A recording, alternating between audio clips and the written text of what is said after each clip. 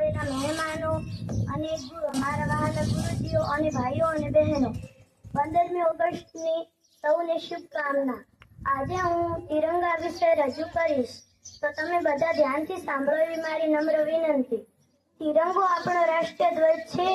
આપણા રાષ્ટ્રીય ધ્વજમાં સૌથી ઉપર કેસરી રંગનો પટ્ટો હોય છે। કેસરી રંગ વીરતાનું અને સાહસનું પ્રતીક છે।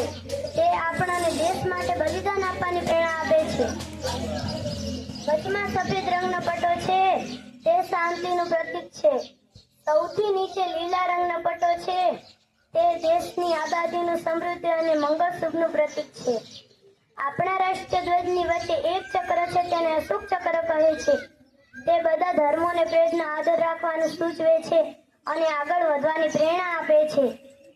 આપણે 15મી ઓગસ્ટ અને 26મી જાન્યુઆરીના દિવસે રાષ્ટ્રીય ધ્વજ ફરકાવીએ છીએ અને રાષ્ટ્રીય ધ્વજને સલામી આપીએ છીએ અને રાષ્ટ્રીય ગીત ગાઈએ છીએ। આપણો રાષ્ટ્રીય ધ્વજ આપણા દેશની શાન છે। આપણે તેનો આદર કરીએ છીએ। તેનું રક્ષણ કરવા માટે જવાબદારી આપણી છે।